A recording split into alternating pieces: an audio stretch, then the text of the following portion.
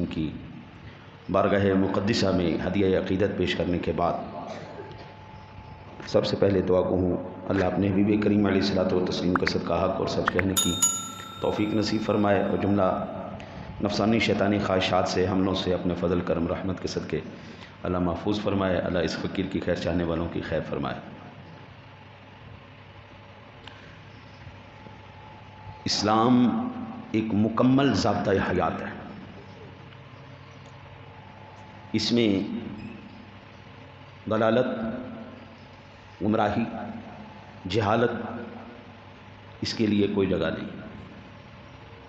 یہ دلائل اور براہین سے آراستہ ہے۔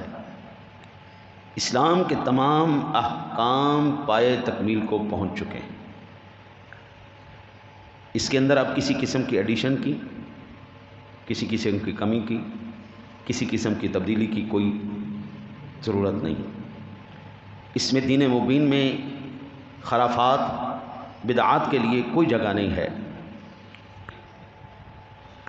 لیکن افسوس اس بات کا ہے کہ شیطان اور اس کے پیروکاروں نے مل کر اس دین صافی کو ضلالت اور جہالت سے خلط ملط کرنے کی اور خرافات سے داغدار کرنے کی کوئی کسر نہیں چھوڑی۔ یہ ماہ مبارک صفر المظفر کا ماہ مبارک ہے اور اس میں کچھ جاہلانہ رسومات ادا کی جاتی ہیں۔ صفر کا مہینہ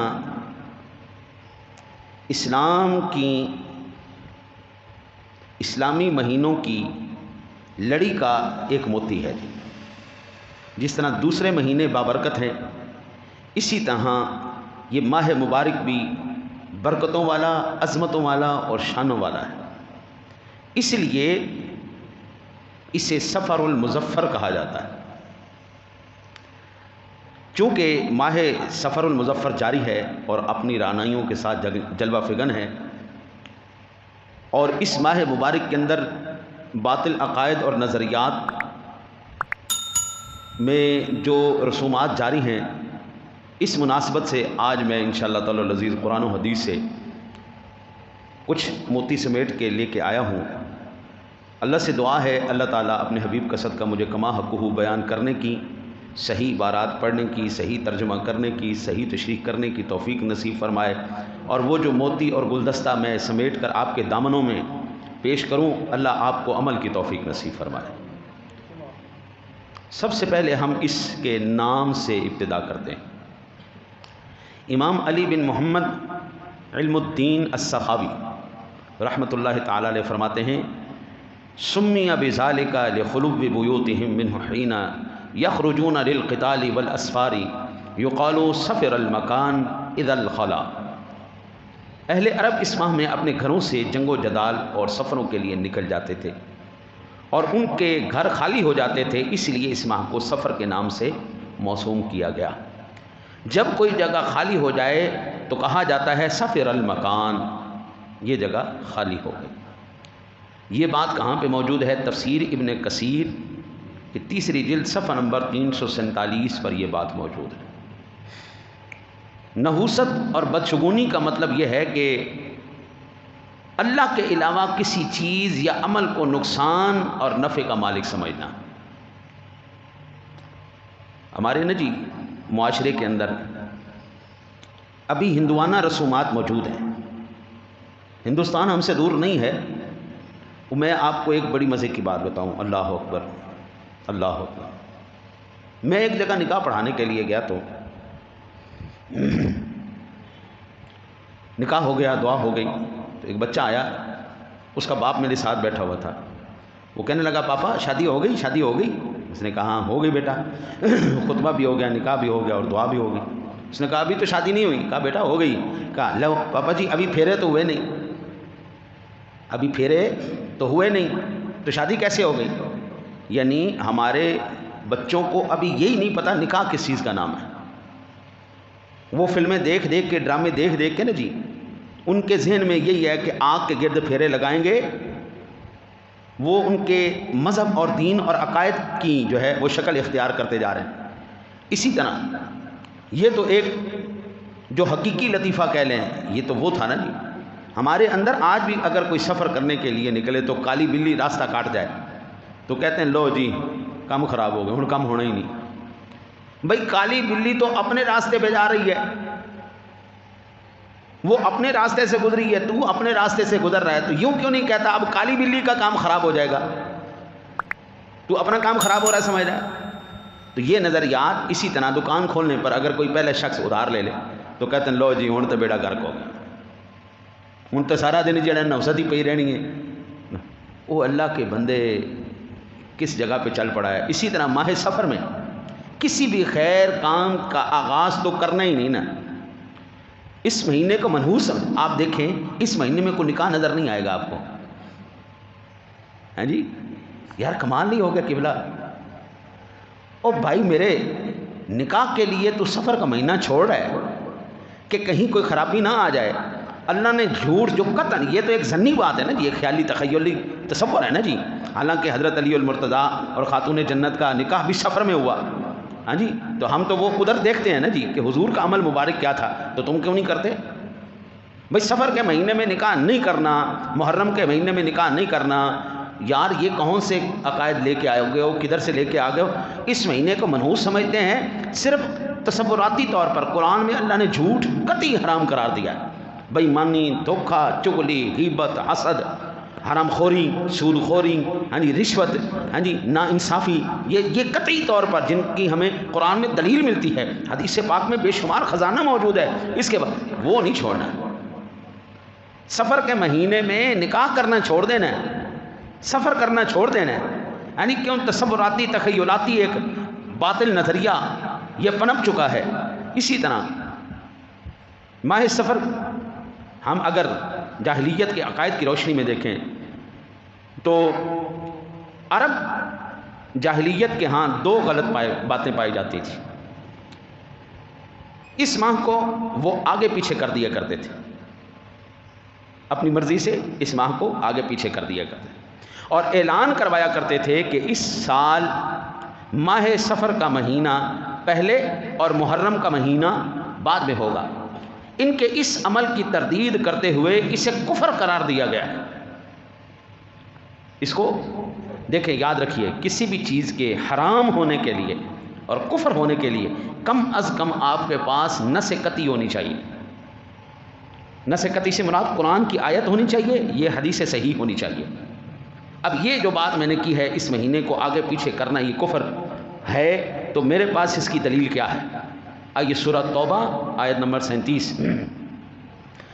رب کائنات نے فرمایا انما النسیء زیادۃ فی الکفر, مہینوں کو آگے پیچھے کر دینا کفر میں زیادتی ہے. لہٰذا یہ نص قطعی سی بات ثابت ہے. ایک تو نحوست ان کے اندر یہ پائی جاتی تھی, جب دل کیا آگے کر دیا, جب دل کیا پیچھے کر دیا. دوسرا, اس مہینے کو منحوس سمجھتے تھے, جس کی تردید کرتے ہوئے میرے آقا نبی اکرم نور مجسم قائد المرسلین صلی اللہ علیہ وسلم کا فرمان عالی شان صحیح بخاری شریف میں 5757 نمبر پر, سنن ابو داؤد شریف میں 3911 نمبر پر یہ روایت موجود ہے. حضور فرماتے ہیں ولا طیارۃ ولا سفر, کوئی بدشگونی نہیں اور نہ کوئی سفر کا مہینہ منحوس ہے. یہ نحوست, یہ بدشگونی, یہ بدعقیدگی کب سے چلی آ رہی ہے؟ تقریباً ہر دور کے اندر یہ چلا آتا ہے جی. علامہ ابن رجب حنبلی رحمۃ اللہ تعالی علیہ نے اپنے زمانے میں ہی کہا تھا وَكَثِيرٌ مِّنَ الْجِهَالِ, بہت سے جاہل لوگ ماہ سفر کو منحوس سمجھتے ہیں اور بسا اوقات وہ اس مہینے میں سفر کرنے سے رکے رہتے ہیں. اور ماہ سفر کو یہ منحوس سمجھنا یہ بدشگونی کی جنس سے ہے جس سے منع کیا گیا ہے. لطائف المعارف میں صفحہ نمبر 74 پر علامہ ابن رجب حنبلی رحمۃ اللہ تعالی علیہ نے اس بات کو نقل کیا. اب ہم اللہ کے حبیب سے پوچھتے ہیں کیا واقعہ ہی یہ مہینہ منحوس ہے یا نہیں؟ صحیح بخاری شریف میں 5757 نمبر پر, سنن ابو داؤد شریف میں 3911 نمبر پر یہ روایت موجود ہے. میرے آقا نبی اکرم صلی اللہ تعالی علیہ وسلم نے ارشاد فرمایا لا عدوا ولا طیارۃ ولا حامۃ ولا سفر. اللہ کی مشیت کے بغیر، میرے رب کی مرضی کے بغیر کوئی بیماری متعدی نہیں۔ یہ صحیح بخاری شریف اور ابو داؤد شریف میں یہ جتنے لوگوں نے شور مچایا تھا نا جی کہ منہ پہ ماسک چڑھاؤ، سوشل ڈسٹینس رکھو، ہاں جی، اللہ کے حبیب کا فرمان، صحیح حدیث صحیح بخاری کی، ابو داؤد شریف کی، حضور فرماتے ہیں میرا رب جب تک نہ چاہے کوئی بیماری نہیں پھیل سکتی۔ جتنے بھی انہوں نے منہ پہ شکلیں بگاڑ لیں وہ چڑھا کے، اللہ کے حبیب کہتے ہیں لا عدوہ، کوئی بھی بیماری متعدی نہیں ہوتی کہ ایک سے دوسرے کو لگ گئی، اس سے اس کو لگ گئی، اس کو اس سے لگ گئی، نہیں ہوتی۔ ڈاکٹر زمانے کا جو مرضی کہے، میں کہتا ہوں کائنات کا سارے ڈاکٹر جاہل ہیں، میرے نبی سب سے بڑا عالم ہے۔ میرے نبی نے جو کہہ دیا بس بات ختم ہو گئی، مجھے اس سے کسی اور پر یقین ہی نہیں ہے، میرے اللہ کے حبیب نے کہہ دیا بس بات ختم ہو گئی۔ حضور نے کہا متعدی نہیں ہوتی تو نہیں ہوتی۔ دنیا جو مرضی کہتی، دنیا کے نظریے عقائد ہر دور میں تبدیل ہوتے رہے جی۔ ہم جب پڑھتے تھے نا جی قبلہ قاری صاحب، ہم نے وہ قاعدہ پڑھا ہے جی جس کے ایک طرف الف ب ہوتی تھی اور ایک طرف اے بی سی ہوتی سی، اللہ اللہ خیر صلی اللہ۔ ہوں اللہ معاف کرے، تسی بچیاں دے کتاباں دیکھو، اللہ معاف کرے کھوتے طرح انہوں نے لد کے سکول بھیجنا پہنتا جی، وہ بچیاں کو کتابیں ہی نہیں چکیاں جاندیاں جی۔ ہم الحمدللہ اپنے دور میں کامیاب رہے ہیں جی، اپنی اپنی فیلڈوں میں آئے ہیں، کامیاب رہے ہیں، کیونکہ ہم نے اس کو ثانوی حیثیت دی تھی، ہم نے اس کو ثانوی حیثیت دی تھی، ہم نے اللہ اور اس کے رسول کے احکام کو اولین ترجیحات پہ رکھا تھا۔ ان اولین ترجیحات کی بنا پر آج ہم الحمدللہ کامیاب ترین زندگیاں گزار رہے ہیں یار۔ ہمارے بچے بھی پڑھ رہے ہیں، ہمارے کاروبار بھی ہیں، ہمارے نوکریاں بھی ہیں، ہم سب کچھ کر رہے ہیں اور ان سے زیادہ بہتر کر رہے ہیں۔ آج کل کی تعلیم نے سوائے خسرے پن کے، کمزوری کے، پیسے کے اور سوائے خود غرضی کے کچھ بھی نہیں سکھایا۔ اس کے علاوہ کچھ بھی نو غریب مرتا ہے مر جائے، ساڈا فائدہ ہونا چاہیے۔ میرے آقا نبی اکرم صلی اللہ علیہ وسلم نے فرمایا لا عدوہ، کوئی بیماری متعدی نہیں، یہ نہیں کہ ایک سے دوسرے کو لگ جائے، ولا طیارتا، اور نہ ہی کوئی بدشگونی لینا جائز ہے، ولا غامت ولا سفر، نہ الو کی نحوست ہے یا روح کی پکار، اور نہ ماہ سفر کی نحوست ہے۔ میرے نبی نے کہا ماہ سفر میں نحوست نہیں ہے تو نہیں ہے، دنیا کی کوئی طاقت مجھ سے یہ بات نہیں منوا سکتی اس میں نحوست ہے۔ میرے نبی نے کہا نہیں ہے تو نہیں۔ مجھے سادہ سی باتیں سمجھ میں آتی ہیں جی، میں کوئی لوچدار جو ہے نا باتوں کا وہ نہیں ہوں، عقل موٹی سی ہے، یا قرآن سمجھ آتا ہے یا حدیث سمجھ میں آتی ہے مجھے، اس کے علاوہ مجھے کوئی بات سمجھ میں نہیں آتی۔ قرآن سناؤ مجھے سمجھ آئے گا، میں قرآن سناتا ہوں، حدیث سناتا ہوں، آپ لوگ سمجھو۔ جتنی سادہ دماغ کو رکھو گے، اللہ کے حبیب نے یہ کہہ دیا بس بات ختم ہو گئی۔ کوئی بیماری اڑ کے نہیں لگتی، نہیں لگتی جی۔ ڈاکٹر جھوٹ بولتے، میرا نبی سچ بولتا ہے، میرے نبی کی تحقیق آسمانوں سے بھی اوپر ہے، میرے محبوب کی رسائی رب تک ہے، وہ اس کا دیدار کر کے آ رہا ہے۔ اللہ نے سارے علوم کے خزانے میرے نبی کو عطا فرمائے ہیں۔ ہر ایک شے، ہر سال نئی تحقیق بدل جاتی جی، نصاب بدل جاتا ہے آپ کے نصاب کے اوپر جب ہم نے پڑھا 3-4 ورقیاں قاعدہ سی جی، اللہ اللہ پہلی کلاس ہو گئی جی۔ اس کے بعد درجہ بدرجہ بدلتے بدلتے بدلتے بدلتے آج نصاب کہاں پہنچ گیا؟ یعنی ہر سال ان کے جو تھنک ٹینک ہے وہ بیٹھ کے سوچتے ہیں کہ یہ جو ہم نے نصاب بنایا تھا یہ نصاب کفایت نہیں کرے گا، یہ نصاب صحیح نہیں ہے، لہذا اس کو بدل دو، اس کو بدل دو، اس کو بدل دو۔ ہر سال نصاب تبدیل ہوتا چلا گیا، ہوتا چلا گیا، ہوتا خدا کی قسم 1400 سال میں ایک دن بھی اسلام کا نصاب نہیں بدلا۔ 14 صدیاں گزر گئیں، سائنس نے تحقیق بدل دی ہے، مجبوراً وہ قرآن کی تحقیق کے مطابق اپنی تحقیق کو لانے پر، وہ نتائج نکالنے پر مجبور ہو چکے ہیں، لیکن خدا کی قسم 14 صدیوں میں قرآن کا نصاب نہیں بدلا، نبی کا فرمان نہیں بدلا۔ حضور زمانے بدل جائیں گے اور بدلتے رہتے ہیں، دنیا بدلتی رہتی ہے، بدل جائے گی، نہ میرے رب کا فرمان بدلا ہے، نہ میرے نبی کا فرمان بدلا ہے، قیامت تک اس کی شان اور عظمت اسی طرح برقرار رہے گی۔ میرے آقا نبی اکرم صلی اللہ علیہ وسلم کا یہ فرمان لا عدوى ولا طیارۃ ولا ہامۃ ولا سفر، نہ کوئی بدشگونی، نہ کوئی متعدی بیماری، نہ الو کی نحوست، نہ سفر ماہ سفر المظفر میں نحوست، کوئی بھی نحوست نہیں ہے۔ میں ان میں کوئی اکے جی جتھے جہڑے گھر دے اتنے الو آ کے بیٹھ جائے، انہاں مطلب ہے اتنے کوئی نہ کوئی نحوست بہن والی ہے۔ حضور نے کہا نہیں ہے تو نہیں ہے جی، وہ بھی کوے کی طرح ایک پرندہ ہے، کوا آ کے بیٹھ جائے کہتے جناب وہ مہمان آنے لگے، مہمان آنے لگے۔ یہ سب ہندوانہ نظریات اور عقائد، ہاں جی، ہاتھوں میں خارش شروع ہو جائے، وہ پیسہ آنے لگے، پیسہ آنے لگے، ادھر ہو جائے، وہ یار جان لگا نہ جانے یار وہ اللہ کے فرمان کو، نبی کے فرمان کو چھوڑ کر کدھر کاؤں چل پڑے.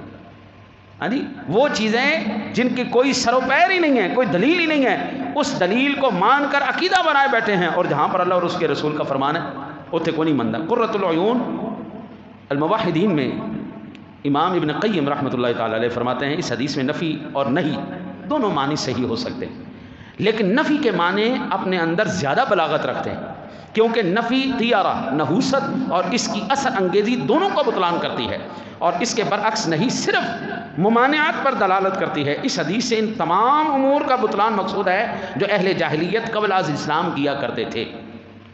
نہ ظاہری کوئی نحوست، نہ کوئی باطنی نحوست، اس کے اندر کسی قسم کی کوئی نہ پہلے نہ بعد میں، نہ کوئی اثر، کوئی شے کوئی نہیں تھی، بالکل 0/0، کوئی اس کے اندر نہیں. حضور نے کہا نہیں ہے تو نہیں ہے. ابن رجب حنبلی رحمۃ اللہ تعالی علیہ فرماتے ہیں اس حدیث میں ماہ سفر کو منحوس سمجھنے سے منع کیا گیا. ماہ سفر کو منحوس سمجھنا طیر، بدشگونی کی اقسام میں سے ہے. اسی طرح مشرکین کا پورے مہینے سے بدھ کے دن کو منحوس خیال کرنا سب غلط ہے. اب یہ بھی جو ہے نا جی کہتے ہیں جی آخری بدھ 13 تیزی بھی کہتے ہیں جی، 13 تیزی بھی کہتے ہیں کہ پہلے 13 دن سفر کے بڑے منحوس ہوتے ہیں اور ان کے اندر کوئی ایسا کام نہیں کرنا چاہیے. اچھا، پھر اسی طرح بدھ کے دن کو کہتے ہیں جی اس دن نہانا چاہیے اور یہ کرنا چاہیے. اسلام نے تو پہلے ہی صاف رہنے کا حکم دیا. ہاں جی، الطہور شطر الایمان، طہارت ایمان کی شرطوں میں سے ہے، اور نصف الایمان، یہ آدھا ایمان ہے تیرا. ہاں جی، اس کا مطلب ہے پورا سفر کے مہینے سے گندے رہو، بدبودار رہو، اور اینڈ میں آ کے بدھ والے دن غسل کر لو. اور بھائی جمعے والے دن اچھے کپڑے پہننا، خوشبو لگانا، نہا کے آنا، یہ حضور کی سنتوں میں سے، یہ آپ سرکار کا حکم ہے، حضور خود عمل فرماتے تھے. ہاں جی، ہر نماز سے پہلے آپ کو وضو کروایا جاتا ہے تاکہ کسی قسم کی کوئی گندگی، کوئی غلاظت، اور اگر نجاست اکبر ہے تو پھر غسل کرو، اصغر ہے تو وضو کرو. حدث ہو گیا، وضو ٹوٹ گیا، وضو کر کے آؤ. ہاں جی، صاف کپڑے ہونے چاہیے، تمہاری جگہ صاف ہونی چاہیے، جہاں پر نماز پڑھ رہے ہو وہ جگہ صاف ہونے چاہیے، لباس صاف ہونا چاہیے، جسم صاف ہونا چاہیے. اسلام نے تو پہلے یہ ساری چیزیں بتائیں.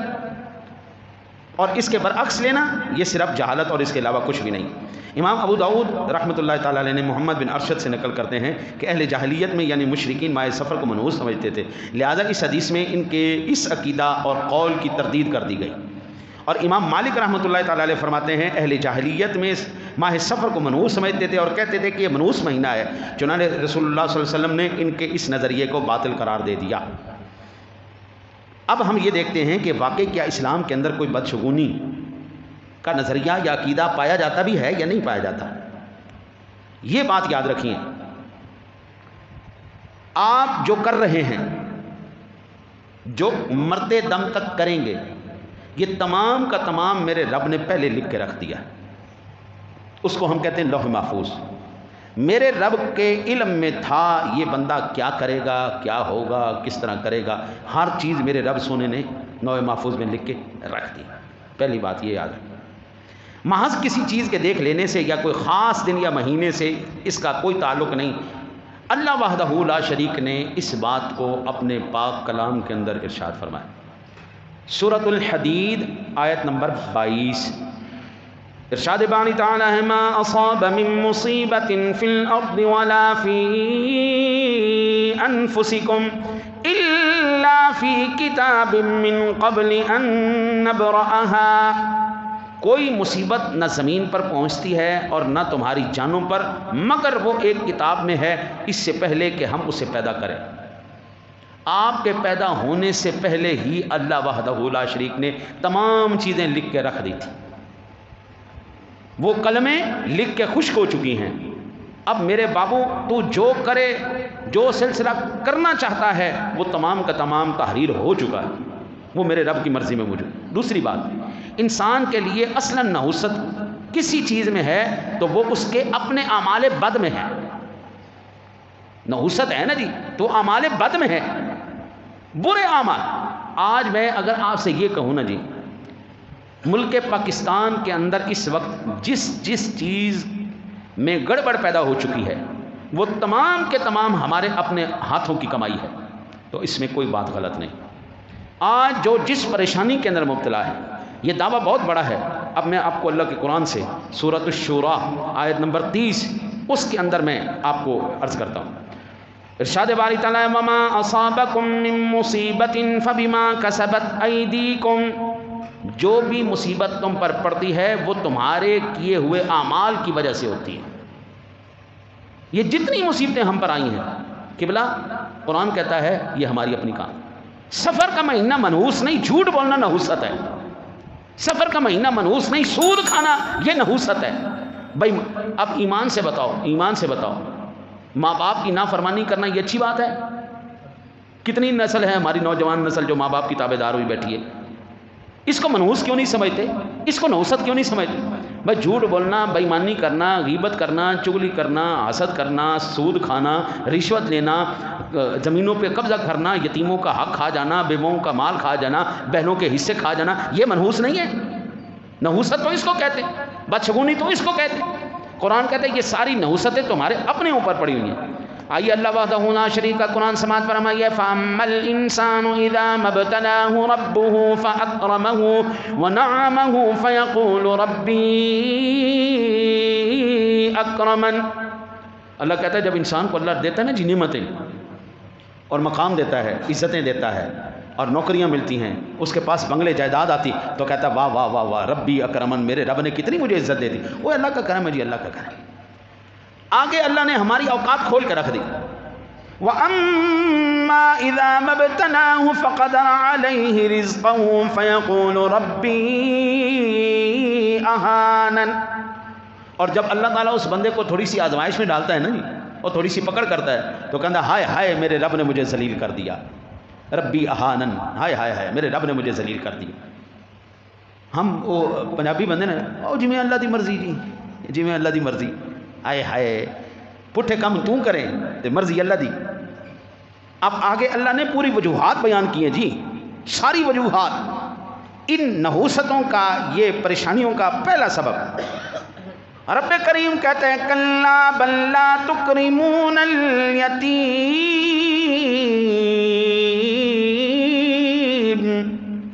تو نے کبھی یتیم کی عزت ہی کوئی نہیں کی. ولا تحاضون علی طعام المسکین، کبھی بھوکے کو کھانے کھلانے کی کوشش کی ہے؟ ہاں جی، اور بھوکے کو کھانا کھلائے. او قبلہ میری جان، کل قیامت والے دن تیرے سے یہ سوال نہیں ہونا کہ تو نے مکان کتنا بڑا بنایا تھا، 2 کنال 4 کنال 5 کنال 100 کنال 92,000 کنال کتنا بنایا تھا. یہ ضرور پوچھا جائے گا تیرے ساتھ کا پڑوسی بھوکا سویا تھا یا کھانا کھا کے سویا تھا. یہ نہیں پوچھا جائے گا تیرے سے تیرا کاروبار کتنے ممالک میں پھیلا ہوا تھا. یہ پوچھا جائے گا تیری بہن کے بچے بھوکے تو نہیں سوئے تھے، تیرے گھر والے پریشانی میں تو نہیں مبتلا تھے. یہ نہیں پوچھا جائے گا. فرمایا کلا بل لا تکرمون الیتیم ولا تحاضون علی طعام المسکین وتأکلون التراث اکلا لما وتحبون المال حبا جما. اللہ کہتا ہے وراثت کا مال تو بڑا ہپ ہپ کر کے کھاتا ہے، وراثت کا مال بڑا ہپ ہپ کر کے کھاتا ہے. زندگی میں باپ سے کہہ رہے ہوتے ہیں ابا میرا حصہ دے، ابا میرا حصہ دے. واہ بھائی واہ، کیا تیری عقل ہے اور کیا تیرا علم ہے. باپ سے کہہ رہے، مالک سے کہہ رہے میرا حصہ مجھے دے. تو یہ ساری وجوہات، البتہ مضمون کسی اور سائڈ میں نہ نکل جائے، یہ ساری وجوہات اللہ وحدہ لا شریک نے پہلے بیان کر دی. یہ تیرے اپنے ہاتھ کی کمائی ہے. آگے چلیں سورہ توبہ آیت نمبر 51. فرمایا قل لن يصيبنا الا ما كتب الله لنا هو مولانا وعلى الله فليتوكل المؤمنون. اے پیغمبر کہہ دیجئے ہمیں صرف اتنا ہی نقصان پہنچے گا جتنا اللہ جل شانہ نے ہماری تقدیر میں ازل سے لکھ دیا ہے، وہی ہمارا حامی و ناصر ہے. اسی ذات پر مومنوں کو بھروسہ کرنا چاہیے. دیکھیں کبھی مشکل پریشانی اللہ وحدہ لا شریک بندے کو دیتا ہے آزمائش کے لیے، کبھی آتی ہے سزا کے لیے. تکلیف آتی ہے تو 2 وجوہات پر آتی ہیں. پہلی، اللہ آزمانا چاہتا ہے، میرا بندہ ہے، میرے سے رابطہ رکھا ہوا ہے، کتنا سچا مسلمان ہے.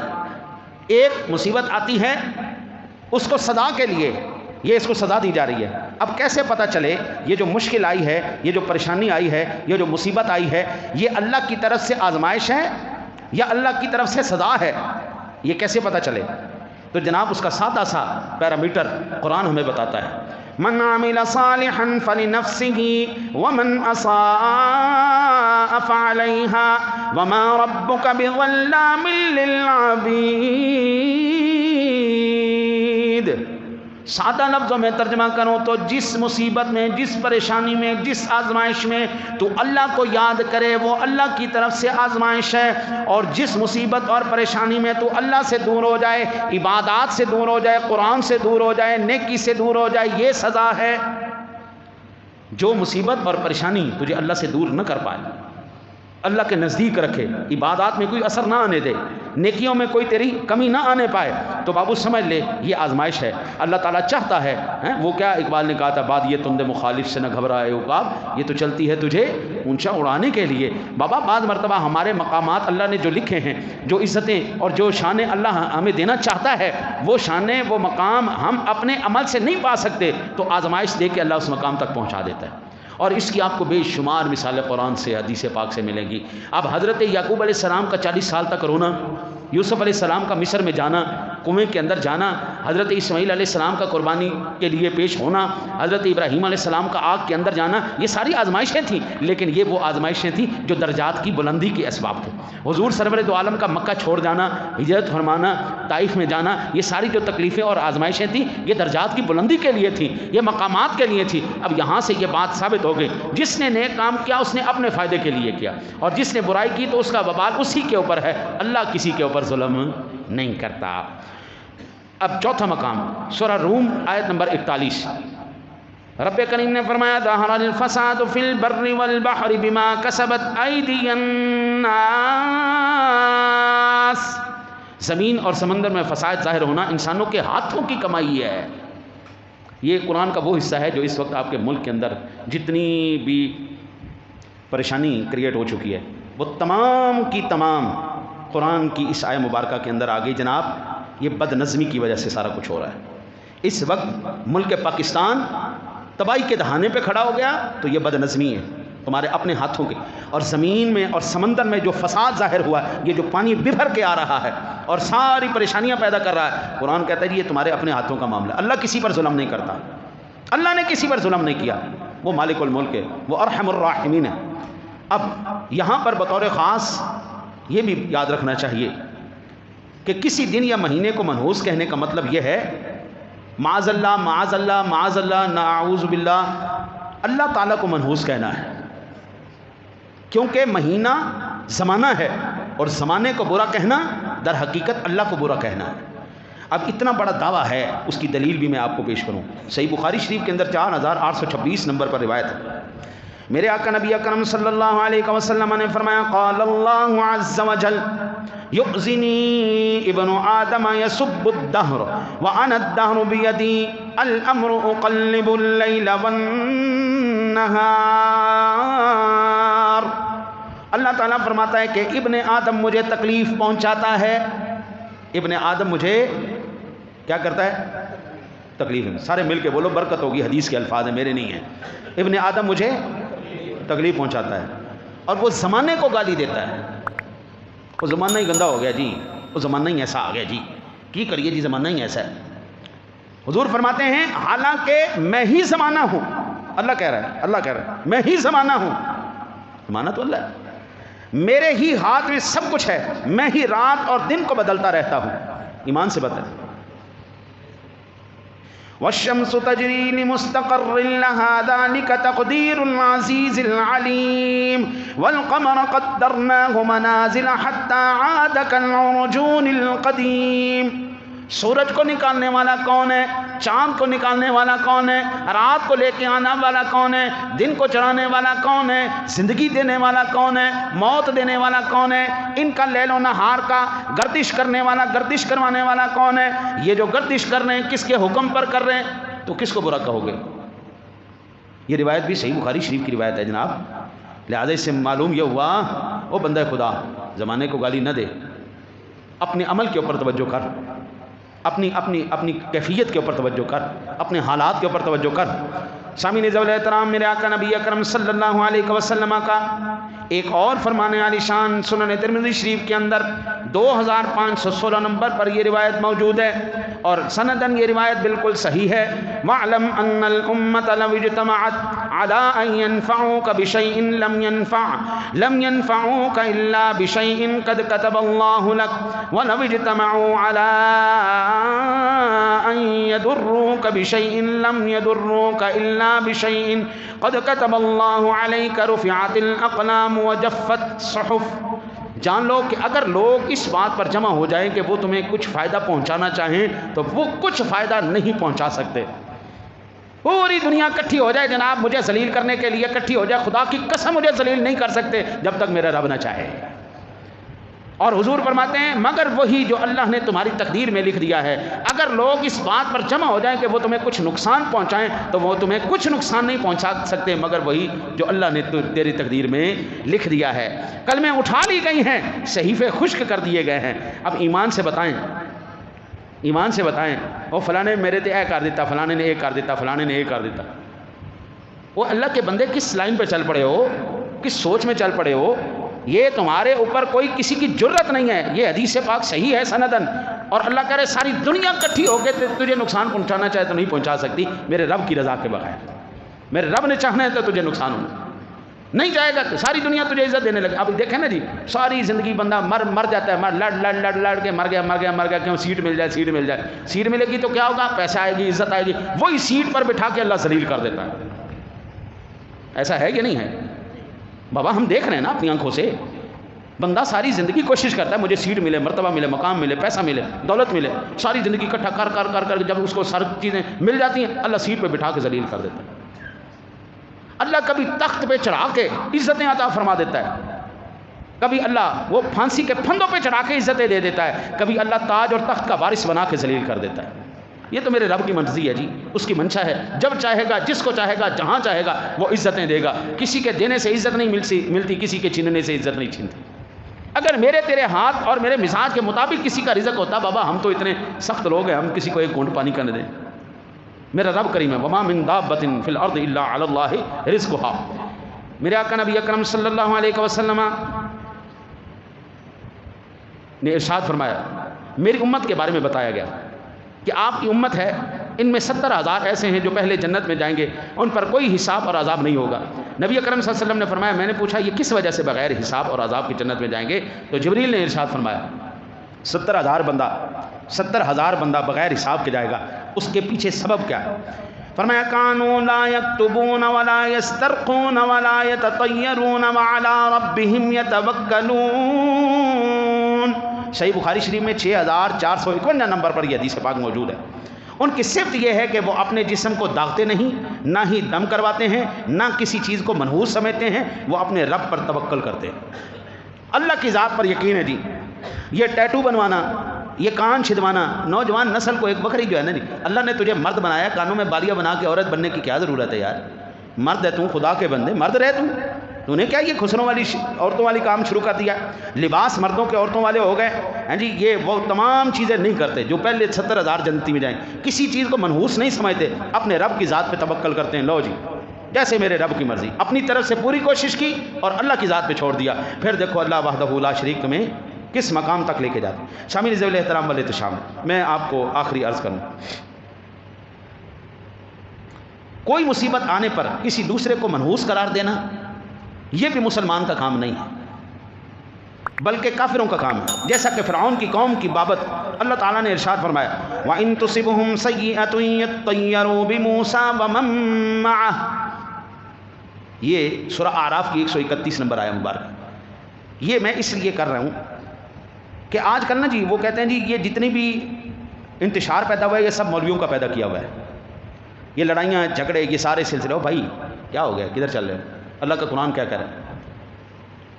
देखो शरारती लोगों के हम भी खिलाफ हैं, जो फसादी लोग हैं उनको हम भी बिल्कुल ऑन नहीं करें, बिल्कुल नहीं। फसादी लोग हर दौर के अंदर, हर ज़माने के अंदर, हर एक वक्त के अंदर मौजूद रहे हैं। शैतानी कुव्वतें भी बरकरार रही हैं, रहमानी कुव्वतें भी रही हैं, नेक बंदे भी रहे हैं, बुरे बंदे भी रहे हैं। जिस ज़माने की मैं बात कर रहा हूँ ये इस कुरान पाक की आयत मुबारक में, ये मूसा अलैहिस्सलाम और फ़िरौन का ज़माना है। अल्लाह इरशाद फरमाता है उनको कोई बुराई पहुंचती तो वो मूसा और उनके साथियों को मनहूस करार देते हैं। وہ کہتے ہیں یہ سارے موسیٰ علیہ السلام کی وجہ سے آئی. انہی یہ جو مذہبی طبقہ بنا پھر رہا ہے نا جی، یہ دہشت گرد طبقہ، یہ فسادی طبقہ، یہ لڑاکو طبقہ، اور بھائی جن لوگوں نے اربوں روپے کھا لیے دین کے نام پہ ان کو پکڑو نا. جو غریب آدمی قرآن اور حدیث کی تعلیم دے رہا ہے، جو اللہ اور اس کے رسول کے احکامات کے مطابق چل رہا ہے، ان کے سر پہ ڈنڈے رکھے ہوئے ہیں. جو اربوں خربوں روپے لوٹ کے کھا گئے ان کو کیوں نہیں پکڑتے؟ اسلام کو بدنام کر رہے ہیں، شخصیتوں نے اس نے مذہبی بنائی ہوئی ہیں، اور ان لوگوں کو آپ نے آزادانہ چھوڑا ہوا ہے. محلے دے مولوی دی بیچاری مصیبت آئی ہوندی، محلے دے امام دی مصیبت آئی ہوندی، وہ بیچارے دی لتاں کام رہی ہوندیاں، ہن پتہ نہیں اگلی نماز وچ میری انتظامیہ نے میرے نال کی کرنا ہے، اگلی نماز وچ میرے نال کی کرنا ہے. جہے لاکھاں کروڑاں روپے کھا گئے لٹ کے انہوں نے کیوں نہیں پکڑتے؟ فسادیوں کو پکڑو نا، لڑاکوؤں کو پکڑو نا. جن لوگوں نے فساد کیا ہم ان کو بالکل، ہم آپ کے ساتھ ہیں، آپ لوگ ان کا محاسبہ کریں. لیکن جو اللہ اور اس کے رسول کے احکام کو لے کے چل رہے ہیں، قرآن کہتے ہیں ان کو منحوس کہنا یہ آج کی بات نہیں ہے. یہ موسیٰ علیہ السلام کے زمانے میں بھی پیارے موسیٰ کو اور ان کی قوم کو اس چیز کی نحوست قرار دیا جاتا تھا. یہ جو ہماری حکومت پر اس وقت برا وقت آیا ہے، یہ موسیٰ علیہ السلام اور ان کے پیروکاروں کا اس کی وجہ سے آیا ہے. میں کہتا ہوں جی خدا کی قسم ہے قبلہ، آپ سارے سمجھدار لوگ بیٹھو، صرف ایک سال میں ممبر رسول پر بیٹھ کر ایک قسم اٹھاتا ہوں، آپ ایک سال اس ملک پاکستان کو نظام مصطفیٰ کے مطابق چلائیں. صرف ایک سال. جو قرآن نے سزائیں کہی ہیں آپ وہ سزائیں دیں، جو قرآن نے احکامات دیے ہیں آپ وہ احکامات کریں، صرف ایک سال کے لیے. رب کعبہ کی قسم ہے اگلے 60 سال تک اللہ تمہیں برکت نہ دے تو بات ہے. تمہارے پیروں سے بھی اللہ برکتیں نازل کرے گا، نکالے گا، اوپر سے بھی اللہ نازل کرے گا، زمینیں بھی اپنے خزانہ اگل دیں گی، آسمان بھی اپنے خزانے اگلے گا. صرف ایک سال کے لیے سب کو آزما لیا نا 76 سال.